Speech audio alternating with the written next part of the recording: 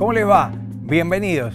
Una vez por semana vamos a conocer en profundidad a un vecino de nuestra ciudad, su historia, su vida y su profesión. Hoy nos visita.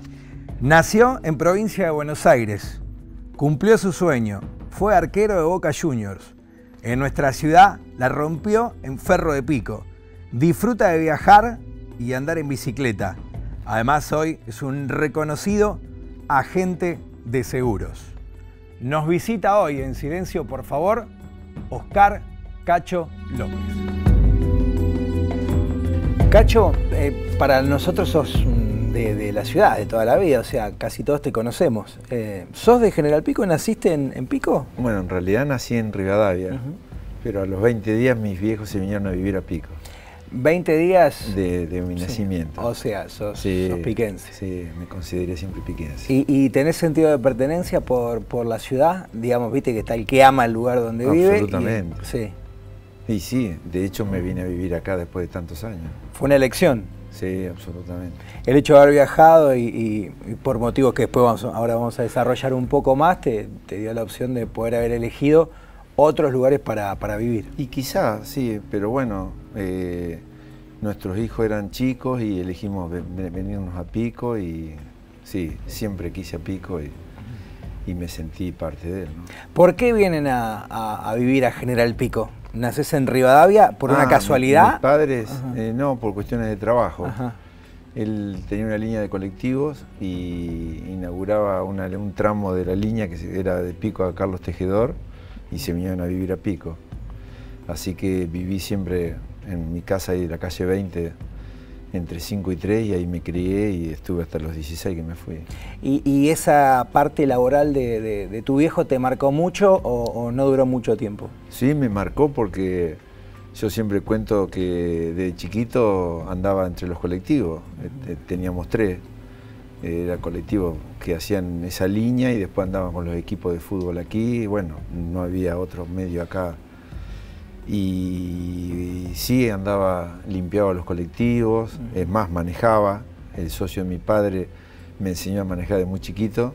Así algo que antes se podía. Que se podía, hoy sería imposible, pero siempre cuento una anécdota que me mandaron a hacer la línea una semana y yo tenía 11 años y fui con un vecino, el Cholo Moreno, que me acompañaba.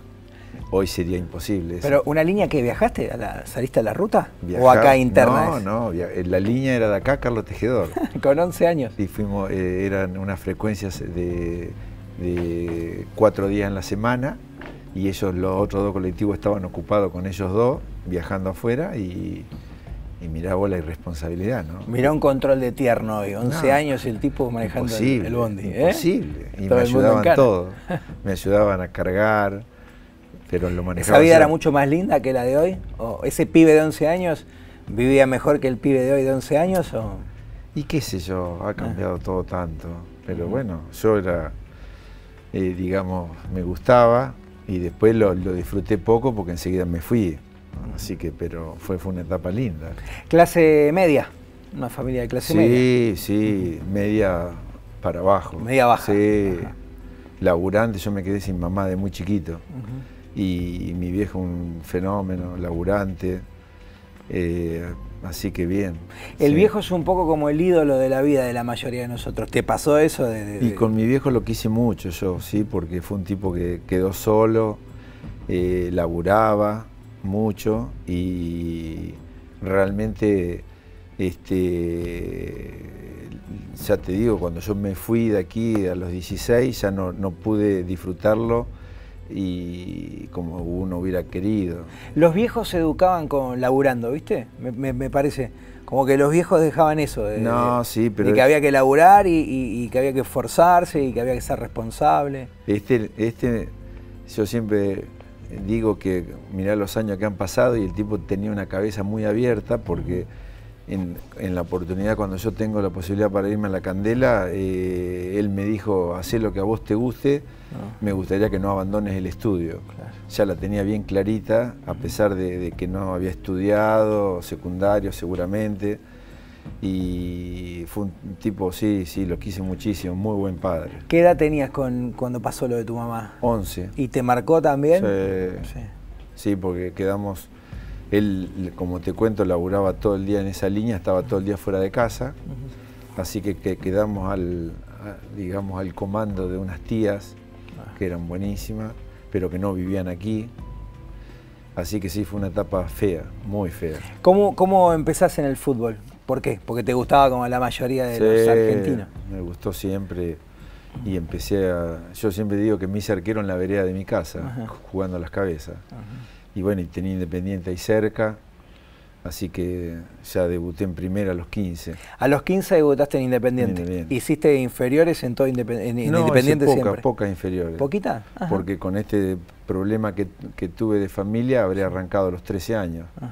Así que no sé en qué división sería en aquel momento. Está bien, mirá pero vos. Sí, enseguida ¿Y cómo Rubén Gómez, sí. El Chorizo Gómez, me puso en primera.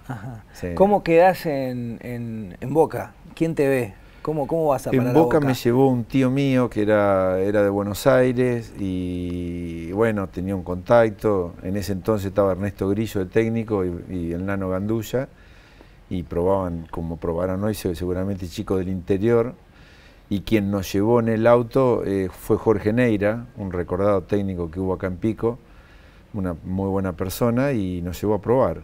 Me llevó a mí, a Néstor Doroni, y quedamos ahí nomás. ¿A los 16 años? A los 16. ¿A vivir a la Candela? Sí. O sea, era la vieja pensión de Boca. Era lo que lejos del lujo y de las comodidades que hay hoy. Lo que es Casa Amarilla hoy era la Candela. Estaba en San Justo, tenía capacidad para 30 y pico chicos del interior, así que habíamos chicos de todos los lugares del país.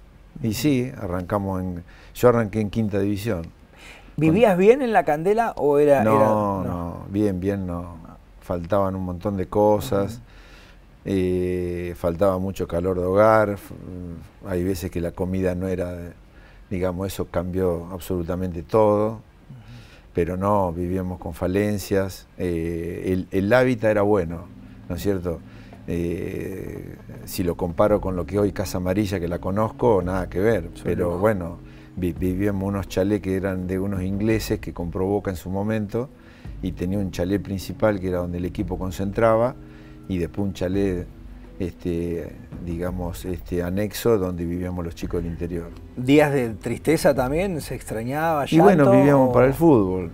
Claro. Yo terminé mis estudios en un colegio de Ramos Mejía y empezamos la facultad en la Universidad de Morón, que era lo más cercano que teníamos. ¿Qué empezaste? Empecé abogacía y al segundo año abandoné porque en esa época digamos, Boca y River salían a jugar las terceras divisiones por todo el país, no había televisión, obviamente, y bueno, era un gran atractivo y vivíamos viajando. ¿Y ahí ganaban guita? ¿Ya te pagaban? Poquito. Poco. Nos pagaban un viático, que es decir, teníamos la casa, la comida que la proporcionaba el club, y esos viáticos pequeños, y después ganábamos alguna platita más siendo alcanza pelota. Digamos, le pagaban a la alcanza pelota. A la alcanza pelota éramos los chicos que éramos de las inferiores y íbamos, que nos peleábamos para ir a alcanzar la pelota. ¿Algún histórico compartiste inferiores o esto de tercera, en la tercera, en la reserva? Y bueno, compañeros míos de mi clase fueron Tarantini y Troviani, y Marcelo Troviani, que llegaron rápidamente a primera. Sí, campeones del mundo, ¿no? Y Tarantini campeón del mundo, y Troviani también, 86, después en el 86. Pero éramos de la misma categoría, ¿no es cierto? Bueno, teníamos una división que era bárbara, digamos, un muy buen equipo, que salió campeón en quinta, en cuarta, y ya después, cuando va subiendo, ya se va disgregando, porque algunos suben, otros quedan. Pero bueno, fue una etapa... En esa época quedaba el que realmente se merecía quedar, viste que hoy por ahí el representante, ¿ahí quedaba el que merecía o no? Y bueno, no había representante, no teníamos, pero qué sé yo, a lo mejor quedaban en el camino muchachos que a priori tenían un gran futuro y que vos los veías que podían llegar a primera. ¿Tu primer entrenamiento con primera? Y no me acuerdo, pero bueno. ¿Pero qué te acordás de ese día? No sé si te acordás el año. Y como nosotros vivíamos ahí en la Candela. Era más común. Digamos, seguramente nos llevaron faltaría algún arquero y me habrán llevado. Digamos, yo sí recuerdo que debuté en el 78 y bueno, en la época estaba Hugo Gatti, Osvaldo Santos, La Pantera Rodríguez, y ahí vamos alternando. ¿Y en primera llegaste a jugar? En primera jugué 18 partidos. 18 partidos. Es un número 18 partidos, ¿eh? Y bueno. O sea, la mayoría no llega a jugar 18 partidos en Boca. De la mayoría de los chicos que se forman. Yo siempre digo que tuve la mala suerte, no sé si hubiera jugado muchos más, pero tuve todo el ciclo de Hugo Gatti, que era imposible, digamos, atrás de él fuimos quedando en el camino un montón, ¿viste? De Genaro, Perazzi, Del Prete, bueno, arqueros que no me acordaré seguramente. ¿Estaba Lorenzo en esa época o no? Bueno, cuando yo, el que me hace debutar en primera es Lorenzo. Sí. Me hace debutar, Boca tenía el equipo de Copa Libertadores y otro equipo que jugaba a nivel local y me hizo debutar en primera. ¿Un adelantado el tipo o complejo? Él había dirigido en Europa, Atlético de Madrid, la Lazio, sí, un adelantado. Como ¿anécdotas técnico, que te queden, que te acuerdes de Lorenzo o de los entrenamientos? Muchas. ¿Alguna que siempre te gusta recordar? Lorenzo era un tipo que si te decía que eras un fenómeno, los compañeros míos más grandes, Suñé, Sanabria, Pancho Sá, siempre te decían tené cuidado ante el elogio porque te pega un palo después. Y era tal cual. Un cariño y una piña. Sí, sí. Digamos, como técnico fue muy grande y como persona dejaba mucho que desear.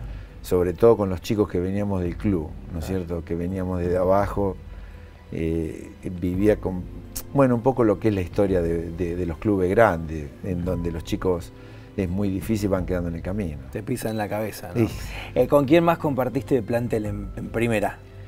Y bueno, en primera jugué con el equipo que salió campeón de la Libertadores, Pancho Sá, Suñé, Sanabria, Pernía, Mouso, que me quedó una hermosa amistad con el gordito Mouso, porque después jugamos juntos en el exterior, Mastrangi, Lobeglio, Perotti, Mario Sanabria, el ruso Ribolsi, que después las vueltas hizo que jugáramos juntos acá primero en Atlanta y después en Ferro de Pico. También me quedó una linda amistad. Sí, era una época que Boca ganaba todo, la verdad era eso. Está bien. Hacemos una pausa y seguimos charlando con Oscar Alfredo Cacho López.